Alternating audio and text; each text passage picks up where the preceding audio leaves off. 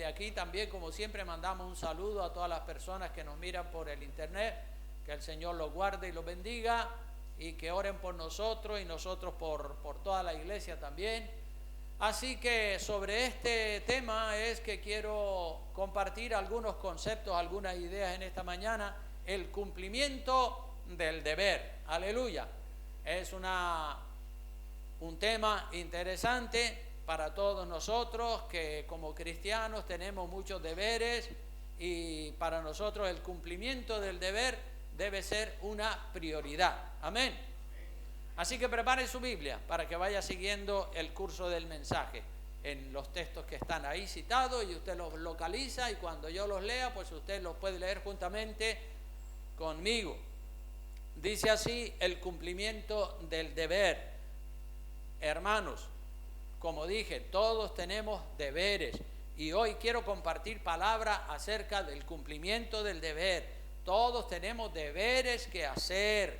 Los niños tienen deberes en el colegio, ¿no es cierto? Y los padres inducen y motivan a los niños a que hagan los deberes. Los padres también tienen el deber de alimentar a sus hijos, de proveer, de educar, de instruir a sus hijos. Los esposos, el esposo y la esposa tienen deberes, el deber conyugal entre ellos.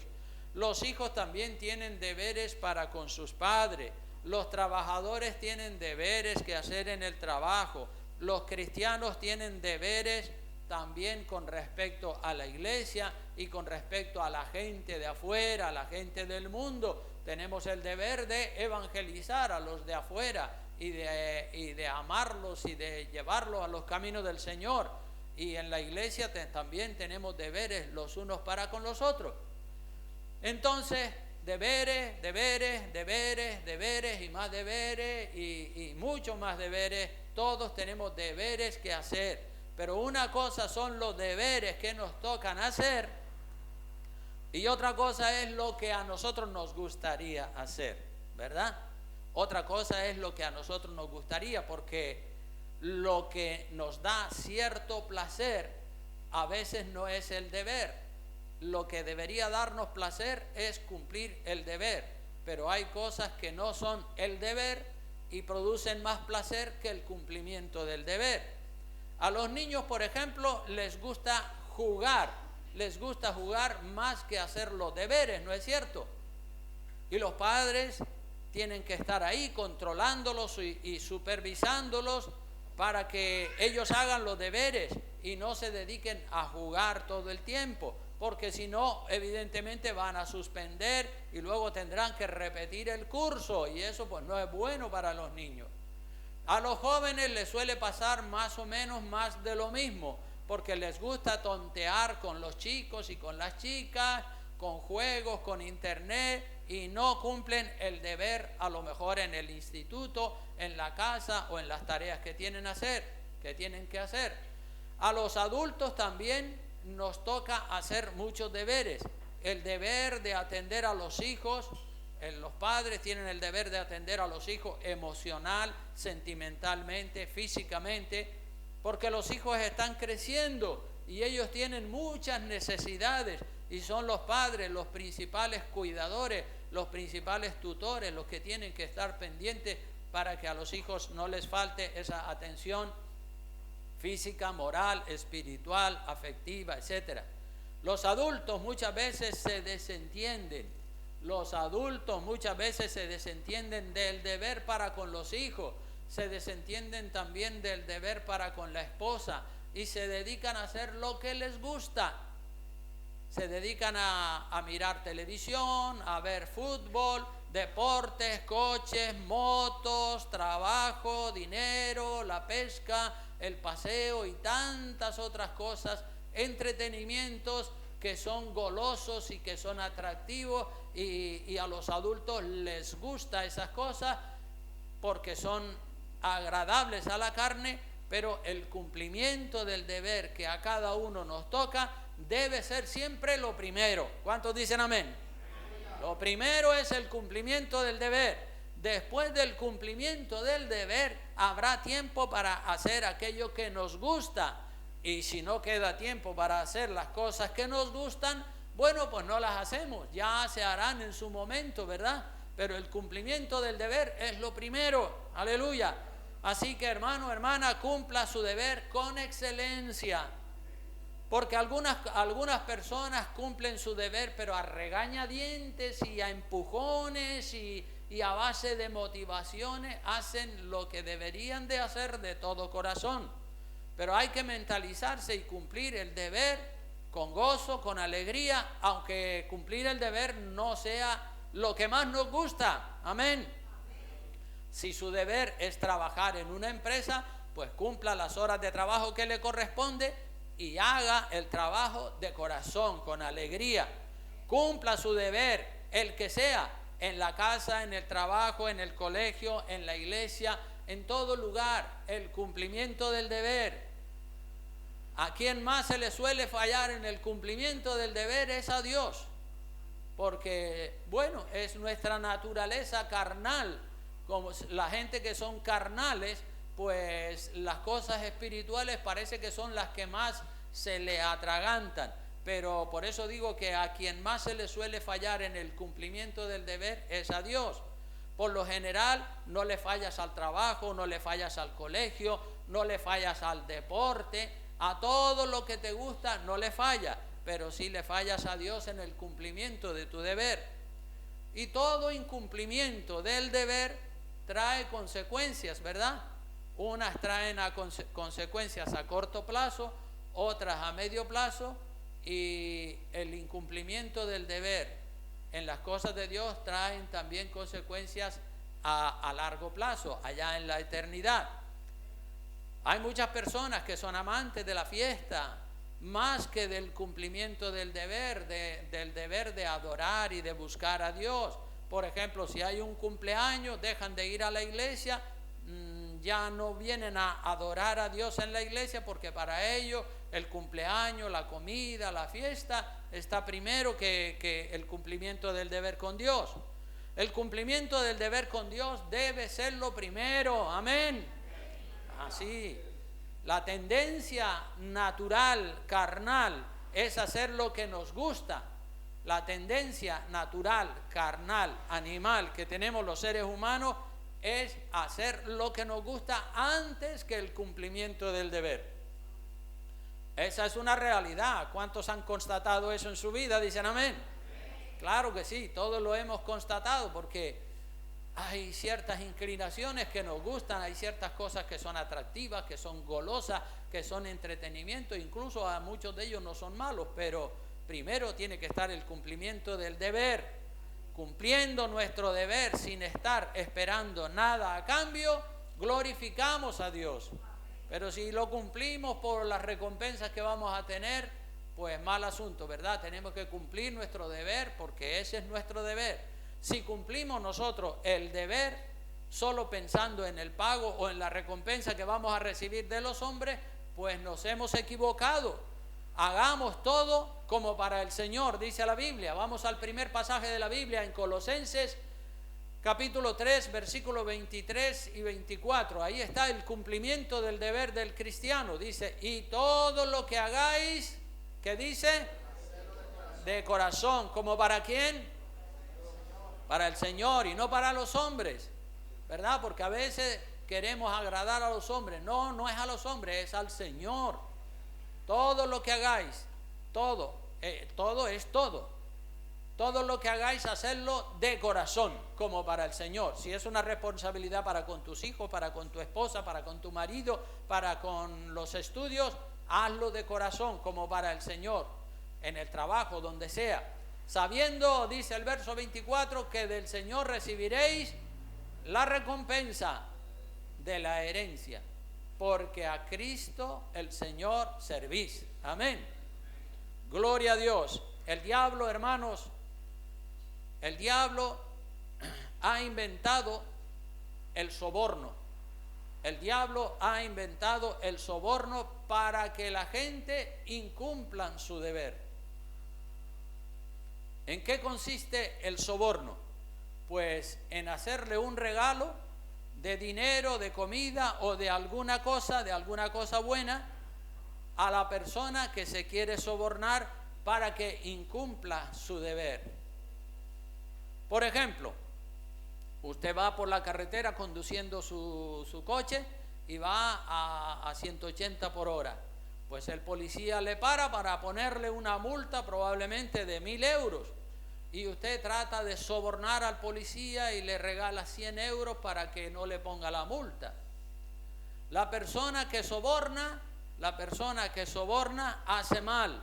Y el que se deja sobornar para incumplir su deber, ese hace peor todavía, ¿verdad? El policía puede ser sobornado si se deja sobornar. El político puede ser sobornado si se deja sobornar. El líder de la iglesia puede ser sobornado también si se deja sobornar. El líder, el pastor puede ser sobornado. El músico puede ser sobornado. Todos podemos ser sobornados si nos dejamos sobornar. El soborno hace que la gente incumpla el deber que le corresponde. Todos, como dije, todos podemos ser sobornados para que no cumplamos el deber que nos toca cumplir. Por eso el mensaje se titula El cumplimiento del deber es lo primero. Aleluya. El profesor de un instituto también puede ser sobornado por una de sus alumnas. Probablemente su alumna ve que no ha estudiado prácticamente nada y entonces ella quiere que su profesor la apruebe porque, en fin, necesita sacar ese curso adelante y entonces, pues, ¿qué hace? Pues le propone acostarse con el profesor y bueno, pues así el profesor se deja sobornar. El profesor consigue su propósito porque tuvo placer con ella. El placer es dulce, el placer pues es dulce para el que soborna y para el sobornado, porque cada uno de ellos recibe un beneficio. El soborno es del diablo porque va en contra del cumplimiento del deber que nos toca. El soborno es del diablo porque va en contra del cumplimiento del deber que nos toca. Dios ha establecido una ley. Como Dios conoce al ser humano, obviamente si nos creó, Él sabe de la patita que cojeamos, y por eso Dios creó o estableció una ley que va precisamente contra el soborno, y es la ley de no recibir regalos. Es una ley, no es una opinión, es una ley de parte de Dios, de no recibir regalos para todas aquellas personas que están en una posición de liderazgo. Dice en Éxodo capítulo 23, versículo 8, ahí Dios está dando la ley al pueblo de Israel, y una de las cosas de la ley, de las tantas normas de la ley, en Éxodo capítulo 23, versículo 8 dice: no recibirás, ¿qué cosa? Presente. Un presente es un regalo.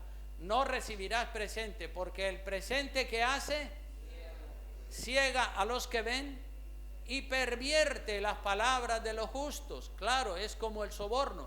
Toma este regalo e incumple tu deber. Entonces, no recibirás presente, es un mandato del Señor, porque el presente ciega los ojos, es decir, ya la persona está condicionada, está manipulada y ya no puede implantar la ley tal como Dios demanda. En el libro de Deuteronomio capítulo 10, versículo 17, también dice, 10:17 de Deuteronomio dice: porque Jehová vuestro Dios es Dios de dioses y Señor de señores, Dios grande, poderoso y temible, que no hace acepción de personas ni toma cohecho. El cohecho es el soborno, ¿verdad? Dios es insobornable. Y por eso Dios quiere que también nosotros seamos insobornables para que podamos cumplir el deber, el cumplimiento del deber tal como Dios quiere. Que no busquemos regalos, oro, plata, vestidos, porque le servimos a Dios de corazón, no por precio, no por regalos. Y hay una linda enseñanza sobre lo de los regalos. En Segundo de Reyes, y me gustaría que abrieran sus Biblias ahí en Segundo de Reyes capítulo 5, para que veamos lo que nos enseña la palabra de Dios. Aparte de que la ley de Dios establece, no recibirás presente. Pero vamos a ver lo que dice, como digo, Segundo de Reyes. Les pongo un poco en contexto, ¿verdad? Porque ahí hay una linda enseñanza. No voy a leer toda la historia es un poco larga. Ustedes saben que el general sirio que se llamaba Naamán fue sanado de la lepra. Era un hombre leproso, el general sirio Naamán era un hombre leproso y fue al profeta Eliseo porque le habían dicho que en Israel había un hombre, un profeta, que si oraba por este leproso, pues él se curaba. Y entonces Naamán, el general del ejército sirio, fue a casa de Eliseo para que Eliseo orara por él y se sanara. Y Eliseo le dijo, bueno, vale, vete y sumérgete 7 veces en el río Jordán y la lepra que tienes se te quitará. Ya saben todo la historia, ¿verdad? El general no quería, pero después al final lo convencieron y él fue y se zambulló 7 veces en el río Jordán y la lepra desapareció de su cuerpo. Entonces el general sirio, Naamán, agradecido con Dios porque había sido liberado de la lepra, una enfermedad horrible en aquel tiempo, él volvió, después de haber sido sanado, al varón de Dios. Y si vamos a Segunda de Reyes, capítulo 5, versículo 15, ahí está la continuación de la historia. Dice así, Segunda de Reyes 5, 15 en adelante. Dice, y Naamán volvió al varón de Dios, él y toda su compañía, porque llevaba un grupo de personas acompañándole, era un hombre de mucho poder. Y se puso delante de él, delante del profeta, y dijo, he aquí ahora conozco que no hay Dios en toda la tierra, sino en Israel. Yo no sabía esto, pero ahora me doy cuenta que el único Dios verdadero es el Dios de Israel. Te ruego por favor que recibas algún presente, le dice Naamán a Eliseo el profeta. Verso 16, mas él dijo, el profeta dijo, vive Jehová en cuya presencia estoy, que no lo aceptaré. No quiero regalos. Y él, el general, le instaba que aceptara alguna cosa. Hombre, por favor, mira, es que estoy tan agradecido contigo, recíbeme este regalo. Mira esta ropa, mira la plata que traigo, el oro. No quiero nada, llévatelo todo. Él no quiso, dice la palabra. En el verso 17 dice, entonces Naamán dijo, miren cómo es la gente que no conocen la palabra de Dios. Naamán dijo, te ruego pues, ¿de esta tierra no se dará a tu siervo la carga de un par de mulas? ¿De esta tierra no se dará a tu siervo la carga de un par de mulas? Porque de aquí en adelante tu siervo no sacrificará holocausto ni ofrenda, sacrificio a otros dioses, sino a Jehová. Estaba tan agradecido con Jehová por haberle sanado de la lepra, que él dice, yo ya no le voy a sacrificar a otros dioses paganos, ya me he dado cuenta que el único Dios verdadero es Jehová, el Dios de los cielos. Entonces le dice al profeta que le deje coger un poco de tierra y cargar un par de mulas con la tierra de Israel, porque él, el general sirio, pensaba, bueno, ¿cómo puedo yo adorar a Dios allá en mi país?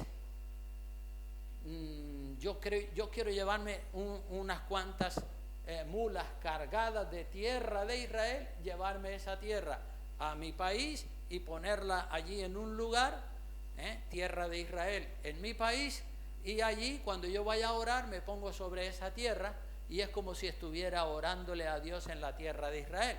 De aquí en adelante ya yo no le voy a adorar a otro Dios, sino no le voy a hacer sacrificio a otro Dios. La mentalidad de las personas, ¿verdad?, que quieren agarrarse de algún vínculo, de algún rito, de alguna cosa, en lugar de entender que Dios es espíritu y a Dios lo puede adorar en cualquier lugar. Pero él, el general sirio, pensaba que llevando tierra de Israel y echándola allá en su casa, en un lugarcito, allí él podía orar a Dios en tierra de Israel. Entonces sigue diciendo la palabra. Sigue comentando el general sirio a Naamán, le dice en el verso 18, en esto perdone Jehová a tu siervo. Yo sé que voy a seguir metiendo la pata, yo sé que voy a seguir cometiendo errores, pero en esto perdone Jehová a tu siervo. ¿Y en qué?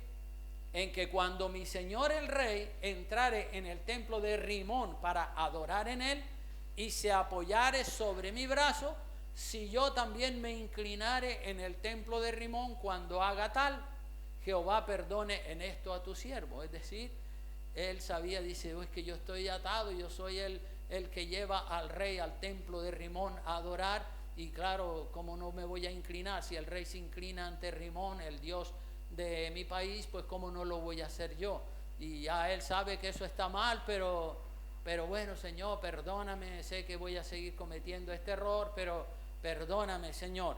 Eso es lo que le dice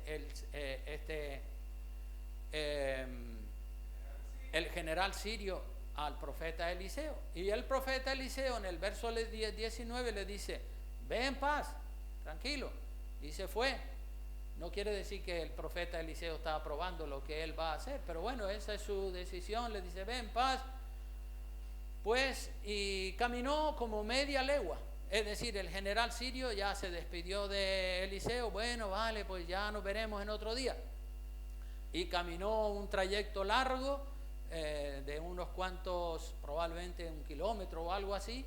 Entonces Giesí, criado de Eliseo, Giesí, que era criado de Eliseo, varón de Dios, porque el varón de Dios, Eliseo, tenía un criado que se llamaba Giesí, y el criado, cuando vio el proceder de su amo Eliseo, dijo entre sí, he aquí mi señor estorbó a este sirio Naamán, no tomando de sus manos las cosas que había traído.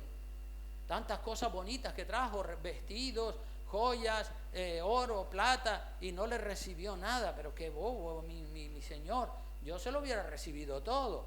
Entonces dice, vive Jehová que correré tras ese sirio, yo correré tras él y tomaré de él algunos de esos regalos que mi jefe no los quiso recibir. Y siguió, dice la palabra de Dios, siguió Giesí a Naamán, corrió detrás de él. Y cuando Naamán miró para atrás, vio, dice, y cuando vio Naamán que venía corriendo tras él, iba el hombre desesperado, antes que se marchara. Dice que Naamán se bajó del carro para recibirle y le dijo, ¿qué pasa? ¿Va todo bien? ¿Hay algún problema que vienes corriendo detrás de mí? Y él le dijo, bien, no hay ningún problema. Mi señor, mentiroso, mi señor, refiriéndose a Eliseo, me envía a decirte, he aquí vinieron a mí a esta hora del monte de Efraín 2 jóvenes de los hijos de los profetas. Te ruego que les des 1 talento de plata y 2 vestidos nuevos. Dijo Naamán, el general sirio, que le iba a regalar mucho más, le dijo, te ruego que tomes 2 talentos, no, 1 no, toma 2. Y le insistió, llévatelo. Y ató 2 talentos de plata, y 2 talentos de plata en 2 bolsas y 2 vestidos nuevos, y lo puso todo a cuestas de 2 de sus criados para que lo llevasen a la casa de Giesí, el criado. Y así llegó a un lugar secreto. Esto era a la escondida todo. Así que llegó a un lugar secreto. Giesí, él lo tomó de mano de ellos y lo guardó en la casa. Y luego mandó a los hombres, váyanse ya. No vaya a ser que me vea Eliseo. Y él entró, Giesí entró y se puso delante de su señor. Y Eliseo le dijo, ¿de dónde viene, Giesí? Y él dijo, no, tu siervo no ha ido a ninguna parte, aquí he estado. Él entonces, Eliseo le dijo, ¿no estaba también allí mi corazón cuando el hombre volvió de su carro a recibirte? Es tiempo de tomar plata y de tomar vestidos, olivares, viñas, ovejas, bueyes y siervos y siervas. Eliseo estaba enfadado. Dice, por tanto, la lepra de Naamán se te pegará a ti y a tu descendencia para siempre. Y salió de delante de él, leproso y blanco como la nieve. Este criado, tremendo, ¿verdad? A veces creemos que eso no era tan importante, pero sí que lo era. Entonces, aquí hay varias lecciones en este relato. Eliseo, por ejemplo, no acepta regalos por el milagro de sanidad que se ha producido en el general Naamán, porque la gloria es para el Señor, y si fue el Señor el que lo sanó, que el general adore a Dios y no al hombre, y no le regale nada al hombre. Pero por otro lado vemos que Giesí, el criado de Eliseo, es materialista, y al contrario que Eliseo, sí que quiere regalo, sí que es codicioso. Y Giesí, otra de las cosas es que miente para aparentar no ser egoísta y codicioso delante de Naamán. Se levanta una excusa diciendo, no, eso es un regalo que mi jefe quiere darle a unos profetas que vinieron de no sé qué sitio, y por favor dame un talento y unos vestidos y tal. Entonces ahí Giesí está usando mal el nombre de Eliseo, porque está hablando en nombre de Eliseo y todo lo que está diciendo es mentira. Y Giesí no solamente le mintió a Naamán, también le miente a Eliseo. Cuando Eliseo lo llama y le pregunta, dice que cuando entró en su casa, Eliseo le dijo, ¿de dónde viene, Giesí? Y él le dijo, no, yo no he ido a ninguna parte. Mentira, mentira, mentira. Eliseo, hermanos, tenía a Dios en su corazón. Aunque los regalos fueran de gran valor material, los regalos que el general le quería regalar fueran de gran valor material, para Eliseo lo más importante era la ley de Dios, porque él no buscaba regalos, como dice la ley de Dios. El que buscó los regalos fue Giesí, y también fue el que se llevó la lepra de Naamán por su egoísmo. En una ocasión, estando yo pastoreando allá en Gran Canaria, conocí a un pastor que era amigo mío, y este hombre era muy amante de los regalos. Y un día, estando yo presente, que fui invitado a su iglesia, pues este pastor predicó, dijo, tal día es mi cumpleaños, calzo el número 42 de zapatos, ya saben, a ver el perfume, hermanas, tráiganme regalos y todo eso. Yo me quedé morado cuando él estaba diciendo todo eso, vergüenza ajena, ¿verdad? Digo, qué cara dura, ¿cómo se le ocurre estarle pidiendo regalos a la gente? Hay personas, hermanos, hay personas que hacen un regalo sin ninguna mala intención, eso yo lo sé, sin intenciones de sobornar. Y bueno, pues a veces los regalos, pues algunas veces hay que hacerlos, pero tiene uno que tener mucho control sobre eso. En otra ocasión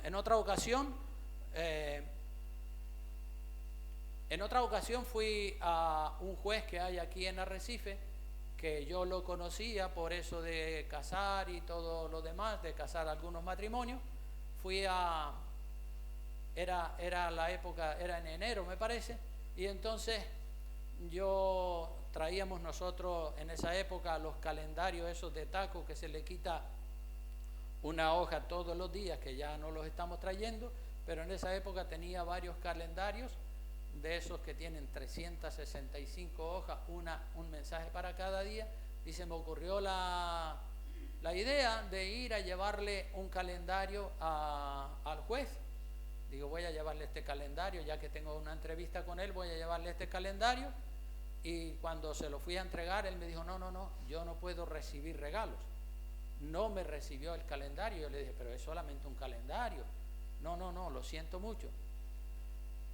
Hay personas que hacen un regalo sin ninguna mala intención, y ese era mi caso. Yo iba solamente a regalarle el regalo para que oyera la palabra de Dios.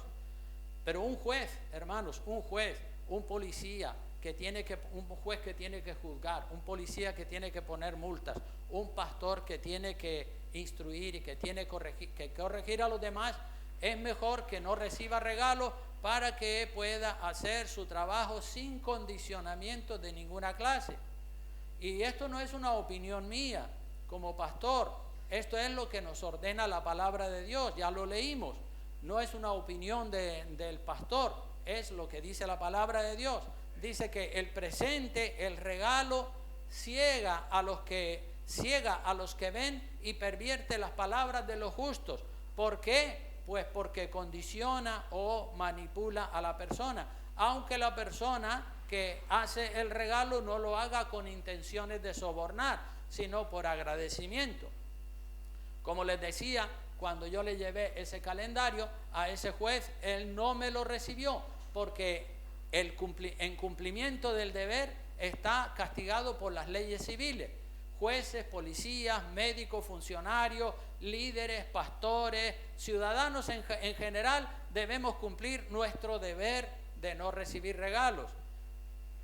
¿Qué es prevaricar? ¿Qué es prevaricar? Es incumplir las obligaciones del cargo conscientemente. Todos tenemos cargos en la vida. Incumplir las obligaciones del cargo, eso es prevaricar. El juez que no me recibió el calendario, el juez no quería incumplir las reglas del código ético y del código moral de los jueces, y por eso no me recibió el calendario, y él lo hizo bien. En ese momento yo me quedé un poco perplejo, pero después entendí, y mucho más cuando uno lee la Biblia. Tenemos prohibido recibir regalos aunque no hayan intenciones de sobornar. Eso fue lo que me dijo el juez. Tenemos prohibición de no recibir regalos aunque la persona que traiga el regalo no traiga intenciones de sobornar. No es un desprecio a la persona que le hace el regalo, es sencillamente que el juez o el funcionario o el policía no debe recibirlo para no estar condicionado y para poder cumplir con su deber. Es sencillamente el cumplimiento del deber, no estar condicionado, no estar manipulado por otras personas. Muchas veces las personas quieren hacer regalos al líder o al pastor sin malas intenciones. A mí mismo me han hecho regalos en algunas ocasiones y yo los he recibido para no despreciar a la persona que me lo regala. Pero mi preferencia como pastor es que no me hagan regalos, ni en mi cumpleaños, ni en Navidad, ni en ningún otro momento. Aunque muchas veces la gente dice, uy, tengo un montón de cosas aquí en mi casa y quiero regalarlas a la iglesia. El domingo pasado una persona que tenía gran cantidad de cebollas en su casa, en el culto de la tarde, trajo una caja de cebollas y las puso ahí y todos los hermanos se llevaron unas cuantas cebollas. Eso está bien, porque eso es una cosa, es algo que le sobra a una persona y lo puede repartir con personas que lo necesitan. El mejor regalo que me pueden hacer a mí es orar por mí, y es lo que yo le pido a todos ustedes, que oren por un servidor, porque si oran y me respetan y me aman y siguen los consejos de la palabra, con eso yo soy requete feliz. Amén. Así que yo no quiero dejarme llevar por el corazón, porque muchas veces el corazón nos pide una cosa y el cumplimiento del deber es otra cosa completamente diferente a lo que nos pide el corazón. Hay un pasaje de la Biblia que a mí me llama mucho también la atención, y es un pasaje que nos invita a no dejarnos llevar del corazón, sino de la palabra de Dios. Amén. Dice Jeremías 17, 9 y 10. Abra su Biblia y lea conmigo. Dice: engañoso es el corazón más que todas las cosas. ¿Y qué más es? Perverso. ¿Quién lo conocerá? Ni tú mismo ni yo mismo vamos a conocer nuestro corazón. El único que lo conoce es Dios. Dice: yo, Jehová, que escudriño la mente, que pruebo el corazón, para dar a cada uno según su camino, según el fruto de sus obras. Dios es el que conoce el corazón. Por eso a veces nosotros, yo sentí en mi corazón. Cuidado, siempre, mucho cuidado con los sentimientos. Y no estoy diciendo que todos los sentimientos que pasan por nuestro corazón son malos. Claro que no. Hay sentimientos malos y hay sentimientos buenos. Lo importante es discernir cuál es un sentimiento bueno y cuál es uno malo. Los buenos los hacemos porque están en consonancia con la palabra de Dios, y los malos los rechazamos. Pero fíjense una cosa, incluso hay buenos sentimientos que pasan por nuestro corazón y no son la voluntad de Dios. Esto puede ser, y esto lo vamos a ver en el segundo libro de Crónicas, capítulo 22, versículo 6 en adelante. La palabra de Dios es más importante que los sentimientos del corazón, y hay que saber distinguir entre lo que es un sentimiento, un pensamiento del corazón, y lo que es la palabra de Dios. El temor de Dios nos lleva a ser prudentes. Cuando hay un asunto, cuando hay una idea, cuando hay un pensamiento, cuando hay un sentir en el corazón y usted no está seguro de si ese sentir es suyo propio o es del Señor, entonces usted debe consultar a Dios. Debe consultar a Dios. También es bueno comentarlo con el pastor. Si el asunto es de Dios, pues estará fundamentado en la palabra y el pastor lo va a confirmar. De esa manera todo se hace a la luz, todo se hace en comunión, en unidad, en armonía, y no hay nada oculto, no hay nada secreto, ¿verdad? Porque lo secreto y las cosas ocultas son casi siempre del diablo. Ya vemos como Giezi, cuando recibió los regalos, lo hizo todo en secreto para que Eliseo no se enterara. Las cosas de Dios, sus planes, su doctrina, todo lo que tiene que ver con la iglesia debe ser hecho a la luz de la palabra de Dios. Nosotros, hermanos, en la vida, nosotros vemos en la vida del mejor rey que tuvo el pueblo de Israel. ¿Cuál fue para ustedes el mejor rey que tuvo el pueblo de Israel? David, ¿verdad? Hay una cosa con respecto a David. Hay una cosa con respecto a David que es muy importante. Y esa cosa es, y David consultó a Jehová. Y David consultó a Jehová. Cuando David tenía una duda en su corazón, si su plan, si su idea era de Dios o era del diablo, dice la palabra, y David consultó a Jehová. David iba al sacerdote y el sacerdote le decía, pues déjame echar el Urim y el Tumim, y entonces el sacerdote le decía, pues sí, eso es de Dios o eso no es de Dios. En fin, David siempre consultaba a Dios. Y esto es muy importante, consultar a Dios, hermanos, porque a veces podemos tener un buen sentimiento que no es de Dios, y a veces podemos pensar que todos los buenos sentimientos son de Dios. Sí, pero hay buenos sentimientos que no es la voluntad de Dios. Como digo, David muchas veces siempre consultaba a Dios para saber si las ideas o los planes que él tenía en el corazón eran de Dios. Entonces, veamos este episodio donde David tiene un buen sentimiento en su corazón, y el sentimiento que David tiene en su corazón es construir un templo hermoso para Dios, un templo para Jehová. Y David, ese era el deseo de su corazón. ¿Acaso construir un templo para Dios era un mal sentimiento? Pues no, era un sentimiento bonito, un sentimiento agradable. Él quería agradar a Dios. Era un buen sentimiento de su corazón, claro que sí, pero no era la voluntad de Dios que David construyera el templo. Ese era su plan, esa era su voluntad. Pero Dios dice, no, tú no me vas a construir el templo. Miren lo que dice en Primero de Crónicas, capítulo 22, versículos 6 al 10. Por eso digo que los sentimientos pueden ser buenos, pueden ser malos. Los buenos pueden ser agradables a Dios, y hay que consultar también, Señor, ¿este sentimiento bueno está dentro de tu voluntad? Dice Primera de Crónicas, capítulo 22, versículos 6 al 10, dice: y llamó entonces David a Salomón su hijo, y le mandó que edificase casa a Jehová, Dios de Israel, que le levantara un templo, que hiciera un templo hermoso, porque ese era el deseo del corazón de David. Y David no lo está haciendo, sino que está ordenándole a su hijo Salomón, que va a ser su sucesor en el trono, para que él le levante un templo a Dios. Y dijo David, verso 7, y dijo David a Salomón: hijo mío, ¿qué fue lo que le dijo?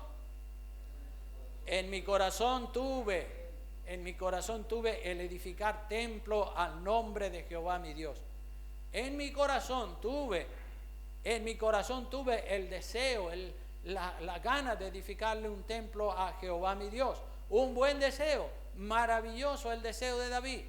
Pero el verso 8 dice: mas vino palabra de Jehová diciendo, ¿qué fue lo que le dijo Dios? Tú has derramado mucha sangre. El deseo que tienes está muy bueno, pero tú has derramado mucha sangre y has hecho grandes guerras, matado mucha gente, tú no vas a edificar casa a mi nombre, porque tienes las manos manchadas de sangre, porque has derramado mucha sangre en la tierra delante de mí. Así que el deseo está bueno, pero no, tú no lo vas a hacer. Ese privilegio se lo vamos a dar a un hijo que va a salir de tus lomos. Verso 9 lo dice: he aquí te nacerá un hijo, el cual será varón de paz, porque yo le daré paz en todos sus días, de todos sus enemigos en derredor. Por tanto, su nombre será Salomón, y yo daré paz y reposo sobre Israel en sus días. Él, no tú, él, tu hijo, edificará casa a mi nombre, y él me será a mí por hijo, y yo le seré por padre, y afirmaré el trono de su reino sobre Israel para siempre. Aleluya. Entonces aquí vemos cómo el buen deseo que David tenía, Dios no le permite llevarlo adelante porque él tenía las manos manchadas de sangre. O sea que siempre, hermanos, tenemos que consultar a Dios, aún teniendo buenos deseos sobre algo o sobre alguna persona, pues puede ser que no sea la voluntad de Dios, como vemos en el caso de David. Está muy claro, nuestros corazones nos engañan muchas veces, y huyendo de un extremo solemos caer en el extremo opuesto. Huyendo de un extremo solemos caer en el extremo opuesto. Y hay dos sentimientos, ya voy terminando, hay dos sentimientos que se parecen mucho. Uno es de Dios y otro es del diablo. Dos sentimientos que se parecen mucho. Uno es de Dios y el otro es del diablo. Esos dos sentimientos son el orgullo y, por otro lado, la satisfacción del deber cumplido. El orgullo y la satisfacción del deber cumplido. El cumplimiento del deber. De eso es de lo que estamos hablando en este día, ¿verdad? Cuando usted cumple su deber como padre, como madre, como cristiano, como cristiana, usted puede sentir la satisfacción del deber cumplido, ¿no es así? Usted dice: le he cumplido al Señor, estoy satisfecho, he cumplido con Dios. Pero usted, ante la satisfacción del deber cumplido, debe decir lo que Cristo nos enseñó. Miren lo que Cristo nos enseñó en Lucas capítulo 17, versículo 7. Esto es un antídoto, un palo terrible contra el orgullo que con frecuencia suele levantarse en el interior de nuestros corazones. Dice Lucas 17, del 10 en adelante, dice: ¿quién de vosotros, teniendo un siervo que ara o apacienta ganado, al volver él del campo, luego le dice: pasa, siéntate a la mesa, yo que soy el amo te voy a servir a ti hoy? No, dice, no le dice más bien: prepárame la cena, cíñete y sírveme hasta que haya comido y bebido, y después de esto come y bebe tú. Otra interrogante, verso 9, dice: ¿acaso da gracias al siervo porque hizo lo que se le había mandado? ¿Qué dice? Pienso que no le da gracias. Así también vosotros. Ahí está el palo para el orgullo. Así también vosotros, cuando hayáis hecho todo lo que os ha sido ordenado, es decir, cuando ustedes cumplan el deber, el cumplimiento del deber que le corresponde como padre, como madre, como hijo, como esposo, como esposa, así también vosotros, cuando hayáis hecho todo lo que os ha sido ordenado, decid, ¿qué es lo que hay que decir? Siervos inútiles somos. Pues lo que debíamos hacer, eso hicimos. No hicimos más de la cuenta, hicimos solamente lo que teníamos que hacer. Entonces, ese verso es un palo mortífero para el orgullo. Esta enseñanza de Jesucristo es eso, un golpe mortal para el orgullo. Cuando usted y yo nos repetimos a nosotros mismos, después de haber cumplido el cumplimiento del deber, cuando nos repetimos lo que debía hacer, eso hice, entonces usted se queda solamente con la satisfacción del deber cumplido. Pero el orgullo se diferencia de la satisfacción del deber cumplido en que la persona se vuelve arrogante, se vuelve prepotente, presumido, echado para adelante y mira a los demás como inferiores a él mismo. El orgullo puede estar en el corazón, hermanos. El orgullo puede estar en el corazón de una persona y esa persona lo puede esconder perfectamente. ¿Para qué? Pues para aparentar que es humilde, ¿verdad? Porque queda feo mostrar una actitud de orgullo. Por eso digo que el orgullo puede estar en el corazón de una persona y la persona lo esconde. pero más tarde o más temprano, lo que está escondido en el corazón de la persona, que nosotros no lo podemos ver porque la persona lo oculta, lo esconde muy bien, eso más pronto o más tarde va a salir a la luz. Yo mismo me he desengañado con algunas personas que se congregaban aquí en esta iglesia, y en apariencia ellos me amaban y estaban de acuerdo con la forma de llevar la iglesia, pero un día de buenas a primeras se rebelaron en contra de mí y se fueron de la iglesia sin decir ni adiós. Ocultaron sus sentimientos por un tiempo, pero al final salió a la luz lo que ellos tenían en el corazón. Entonces, ya termino diciendo que tenemos que ser honestos, que tenemos que ser francos con todo el mundo, y que lo que se ve por fuera sea justo lo que se ve, lo que hay en el corazón. Porque a veces no es fácil distinguir entre lo que es la satisfacción del deber cumplido y lo que es el orgullo, porque ambas cosas se parecen. A veces uno dice, ¿será satisfacción del deber cumplido lo que yo estoy sintiendo, o será orgullo que se me está metiendo disfrazado de la satisfacción del deber cumplido? Son dos sentimientos que se parecen mucho, pero uno es de Dios y el otro es del diablo. Y cuando hacemos algo que está bien hecho, viene a nuestro corazón. Siempre cuando hacemos algo, cuando yo hago algo, o cuando usted hace algo que está bien hecho, le va a venir a su corazón el sentimiento de la satisfacción del deber cumplido, ¿no es cierto? Nos viene, pero un exceso de satisfacción, de halagos interiores que nosotros mismos nos podemos echar a nosotros, nos puede hacer caer en el orgullo. Lo primero en la vida, hermano, es ser cumplidores y cumplir el deber que nos toca siempre y de todo corazón. Y después de haber cumplido el cumplimiento del deber, después de haberlo cumplido, tenemos que decirnos a nosotros mismos, siervo inútil soy, pues lo que me tocaba hacer, el cumplimiento del deber que tenía que hacer, lo he cumplido, soy un siervo inútil, no estoy haciendo más de la cuenta, estoy haciendo solamente lo que el Señor me manda que haga, ¿verdad? Entonces ya queda claro lo que es la satisfacción del deber cumplido y lo que es el orgullo. Que el orgullo no entre nunca en nuestro corazón, pero que si hacemos algo bueno, pues podamos sentir esa satisfacción del deber cumplido. Amén. Bueno, pues hasta aquí ha sido el mensaje de la palabra de Dios.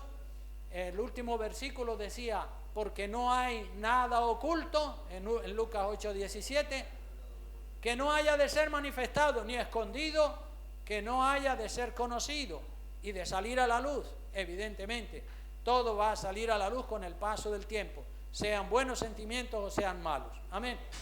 Puestos en pie, por favor, vamos a orar y decirle a Dios que nos ayude, aleluya, para que podamos conocer bien nuestro corazón, nuestros sentimientos, para que hagamos todo como el Señor manda, y que lo más firme, lo más seguro es consultar a Dios y seguir las instrucciones de su palabra. Levantamos las manos al Dios de los cielos y le damos gracias en esta preciosa mañana. Padre bueno, te damos gracias porque eres maravilloso y nos das discernimiento, Dios mío, para nosotros identificar los sentimientos, si son tu voluntad, si no son tu voluntad, Dios mío. Queremos estar seguros, Dios mío, y consultarte siempre a ti, consultar tu palabra, consultar con el Espíritu Santo, comentar también con el pastor, Dios mío, para que todo lo que hagamos esté dentro de la perfecta voluntad de Dios. Nuestro corazón es engañoso, ya lo dice tu palabra. Señor, danos sabiduría para tener los sentimientos controlados y hacer tu perfecta voluntad. Dios mío, gracias, Señor, porque a través de tu palabra y de las historias de la Biblia y de este episodio donde el rey David quería edificar un templo, un buen sentimiento era el sentimiento de su buen corazón, pero Dios le dijo, no, tú no eres el que va a hacer ese lindo trabajo. Gracias, Señor. Gracias, Dios mío, porque tú pones las cosas en su sitio y nos bendices a todos con tu dulce bendición. Y lo más importante, Señor, somos felices haciendo lo que tú dices que hagamos, Señor. Tú le dijiste a David, no me vas a edificar el templo, tú no lo vas a hacer. Y David no cogió una pataleta, ay, ¿por qué, Señor? ¿Por qué no? Yo quiero. No, él dijo, bueno, vale, Señor, si tú dices que no, pues no, y punto. Lo hará Salomón, el que tú has designado. Bendícenos a todos nosotros para que podamos entender en cada momento, en cada encrucijada de la vida, podamos entender cuál es tu perfecta voluntad, Señor. Y oramos en el nombre precioso de Jesús, bendiciendo la iglesia con la bendición del Padre, del Hijo y del Espíritu Santo. Amén. Dios le bendiga y salúdense los unos a los otros.